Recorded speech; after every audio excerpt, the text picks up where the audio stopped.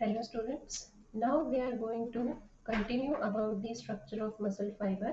तो प्रीवियसली हमने ये देखा था कि जैसे हमारे सारे सेल्स होते हैं वैसे ही मसल सेल्स भी होते हैं, मसल फाइबर भी होता है, उसमें भी वही सारे सेल ऑर्गेनेल्स प्रेजेंट होते हैं जो कि एक नॉर्मल सेल में प्रेजेंट होते हैं। ठीक है, उसमें हमने ये डिस्कस किया था कि जो मसल फाइबर होता है that muscle fibre is made up of two proteins. ठीक है, दो प्रोटीन्स का बना हुआ होता है, जिसे हमने कहा था कि एक प्राइमरी प्रोटीन होता है that is called as the myosin protein और एक सेकेंडरी प्रोटीन होता है that is called as the actin protein. ठीक है, आज वाला जो लेक्चर है उसमें हम मायोसिन और एक्टिन जो है इसके स्ट्रक्चर्स के बारे में डिस्कस करेंगे। ठीक, चलिए तो सबसे पहले हम यहाँ पर डिस्कस करते हैं अबाउट द मायोसिन फिलामेंट। ठीक है, अब ये जो मायोसिन फिलामेंट है एक्चुअली में this filament is a polymer. अब पॉलीमर का मतलब क्या होता है? पॉलीमर मतलब ऐसी चीज जो एक से ज्यादा चीजों से बनी हुई होती है that is called as the polymer. ठीक है, तो पॉलीमर हम कहते हैं which is made up of many monomeric units. ठीक है, तो जो एक से ज्यादा मोनोमेरिक यूनिट का बना हुआ होता है that is called as the polymer. ठीक है, अब जो इसकी मोनोमेरिक यूनिट है उसको हम देखते हैं कि जो मायोसिन फिलामेंट है उसकी मोनोमेरिक यूनिट जो है वो कौन सी है। तो इसकी मोनोमेरिक यूनिट को कहा जाता है that is called as the meromyosin. ठीक है, दिस इज वेरी इंपॉर्टेंट, इसे हमें याद रखना है। Myosin filament is a polymer made up of monomeric units. इसकी मोनोमेरिक यूनिट को मीरोमायोसिन कहा जाता है।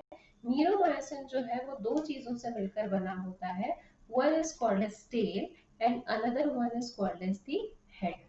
क्लियर? अब ये जो मीरोमायोसिन है उसके स्ट्रक्चर के बारे में अब हम यहाँ पर डिस्कस करते हैं। ठीक है, बहुत ही सिंपल सा टॉपिक है, आप थोड़ा सा फोकस करिएगा तो आपको सारी चीजें आसान हो जाएंगी। ठीक है, तो अब हम स्ट्रक्चर ऑफ मीरोमायोसिन देखते हैं। सी, अब ये जो मीरोमायोसिन है वो हमें थोड़ा सा हेलिक्स के फॉर्म में देखने को मिलता है, कुंडलित रूप में ये हमें दिखाई देता है। ठीक है, तो ये वाला जो पोर्शन है इसे हमने कह दिया this is the head. Clear है? तो ये क्या हो गया, इस पोर्शन को हमने कह दिया दिस इज द हेड और ये जो पीछे वाला पोर्शन है this is called as the tail. Clear है? अब हेड जो है that is made up of heavy meromyosin. ठीक है, शॉर्ट में हम इसे कहते हैं HMM और जो टेल है that is made up of light meromyosin. ठीक है, और शॉर्ट में हम इसे कहते हैं this is called as the LMM। Clear? तो ये हेड है which is made up of heavy meromyosin protein and this is the tail which is made up of the light meromyosin protein। ठीक है, अब हेड में हमें तो important structures देखने को मिलते हैं। ठीक है, अब ये क्या इम्पोर्टेंट स्ट्रक्चर्स है? One structure this is called as the actin binding protein. ठीक है, अब एक्टिन बाइंडिंग प्रोटीन मतलब क्या होता है? वो स्ट्रक्चर जहां पर एक्टिन जो है वो बाइंड होगा। तो ये जो हेड है उसके साथ में एक्टिन जो है वो बंधेगा। तो हेड के पास में एक स्ट्रक्चर है जिससे एक्टिन बाइंड होगा, तो उसे हमने नाम दे दिया एक्टिन बाइंडिंग प्रोटीन। ठीक है, अगेन इस हेड के पास में एक और स्ट्रक्चर है जिसे हम कहते हैं that is ATP binding protein. ठीक है, मतलब यहाँ पर एक स्ट्रक्चर है जहां पर एटीपी बाइंड होगी। ठीक है, और यदि यहाँ पर एटीपी बाइंड हो रही है तो यहाँ पर एटीपी का हाइड्रोलिसिस भी होगा। क्लियर? तो यहाँ पर हेड के पास में दो पॉइंट्स है, one is called as the actin binding protein जहां पर एक्टिन जो है वो मायोसिन से बनेगा। अब एक्टिन को क्यों मायोसिन से बंधना है यहाँ पर? क्योंकि एक्टिन और मायोसिन जो है वो दोनों बनकर यहाँ पर क्रॉस ब्रिज का फॉर्मेशन करेंगे और क्रॉस ब्रिज का फॉर्मेशन करने के बाद में ही यहाँ पर मसल्स का कॉन्ट्रैक्शन होगा। क्लियर है? सो दैट्स व्हाई एक्टिन और मायोसिन दोनों को एक साथ में बंधना यहाँ पर जरूरी है। ठीक है, और एटीपी को क्यों बंधना जरूरी है? एटीपी की बाइंडिंग होना इसलिए जरूरी होती है क्योंकि जब तक यहाँ पर क्रॉस ब्रिज बनेगा तो every muscular contraction needs energy. ठीक है, और हमारी बॉडी में एनर्जी जो है वो किस फॉर्म में प्रेजेंट है? वो एटीपी के फॉर्म में प्रेजेंट है। तो हर एक मस्कुलर कॉन्ट्रैक्शन के लिए हमें एटीपी की जरूरत होती है। ठीक है, अब एटीपी को यदि हम देखते हैं तो एटीपी हाइड्रोलिसिस मतलब क्या होता है? ATP hydrolyzed into ADP and an inorganic phosphate, ठीक है। तो this is called as the hydrolysis of ATP, ठीक है। तो इस फॉर्म में हमें एनर्जी जो है वो मस्कुलर कॉन्ट्रैक्शन के लिए डिराइव होती है।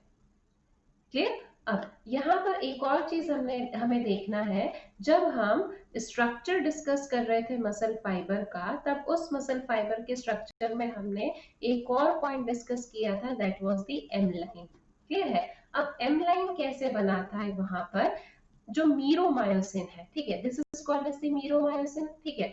तो ये जो मीरोमायोसिन का स्ट्रक्चर है वो अरेंज होकर इस प्रकार से बन गया था, ठीक है। देखिए, तो ये स्ट्रक्चर जो है वो मीरोमायोसिन का। तो क्या हुआ यहाँ पर, ये जो हम बैंड्स देख रहे थे, ये हमने एम बैंड देखा था, ठीक है, सॉरी ए बैंड हमने देखा था। तो ए बैंड में हमने कहा था बीच में मीरोमायोसिन या एम लाइन जो है वो प्रेजेंट होती है। So this is the myosin protein, ठीक है। हमने कह दिया मीरोमायोसिन यूनिट का बना हुआ है।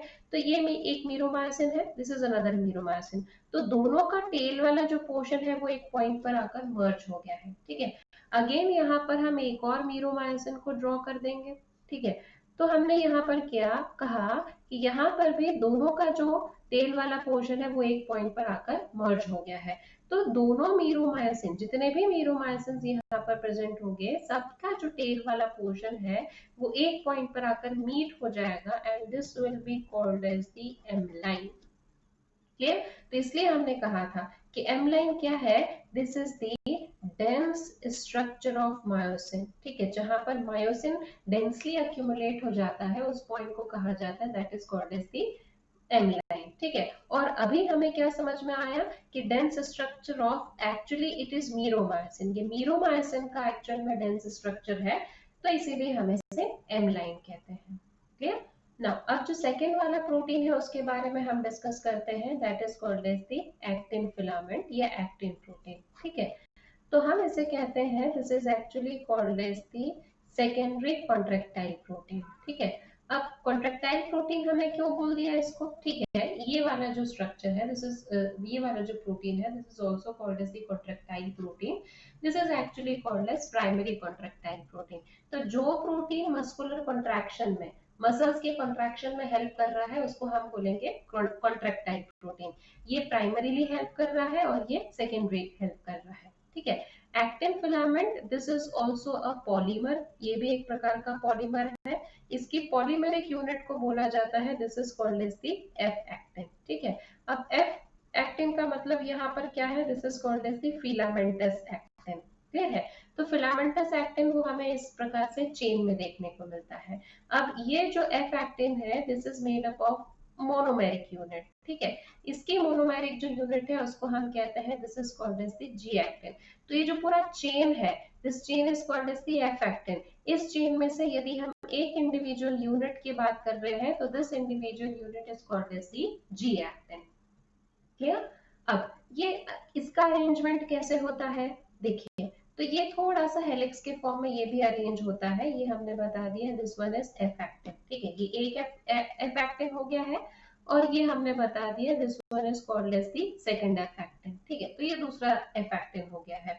तो इसे भी हमने कह दिया this is the F actin, इसे भी हमने कह दिया this is the F actin, और इसका जो ये एक इंडिविजुअल यूनिट रहेगा, this is called as the G actin, ठीक है। अब एक और इंटरेस्टिंग फैक्ट है इसके साथ में, कि जो हमारा एक्टिन फिलामेंट है उसका कंप्लीट स्ट्रक्चर तो ये है, पर जहां पर ये जो एफ एक्टिन के हमें कुछ डिप्रेशंस दिखाई दे रहे हैं, ये कुछ प्रकार के हमें गड्ढे दिखाई दे रहे हैं, तो ये जो डिप्रेशन है यहाँ पर और दो प्रोटीन्स प्रेजेंट होते हैं। वो प्रोटीन्स कौन से हैं, वो प्रोटीन्स है ट्रोपोनिन एंड ट्रोपोमायोसिन। क्लियर। तो ये जो डिप्रेशंस हमें दिखाई दे रहे हैं, यहाँ पर दो प्रोटीन्स प्रेजेंट है, एक हम कहते हैं troponin and another one is tropomyosin.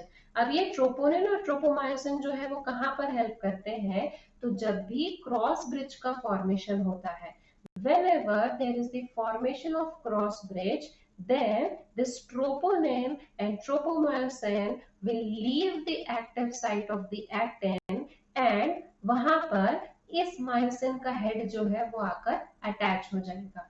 फिर एक्चुअली में अरेंजमेंट ये है कि एक्टिन के पास में होती है एक एक्टिव साइट। हमेशा इस एक्टिव साइट को कवर करके रखा जाता है, इसकी मास्किंग करके रखी जाती है। ठीक है, अब मास्किंग किसके थ्रू करके रखी जा रही है? मास्किंग करके रखी जाती है ट्रोपोनिन और ट्रोपोमायोसिन के थ्रू। ठीक है, तो whenever the muscle is in the relaxed position, this is covered by troponin and tropomyosin. और जब वहां पर कॉन्ट्रैक्शन की जरूरत होती है, तब उस समय पर ये ट्रोपोनिन और ट्रोपोमायोसिन जो है वो इससे दूर चले जाते हैं, अलग हो जाते हैं। एक्टिव साइट जो है वो एक्सपोज हो जाती है, and with this active site the myosin head will attached. ठीक है, तो एक्टिन और मायोसिन दोनों के अटैचमेंट के साथ में यहाँ पर एक क्रॉस ब्रिज का फॉर्मेशन होता है। So this was all about the structure of the muscle fiber. In the next lecture, we are going to discuss one more interesting topic, that is the sliding filament theory.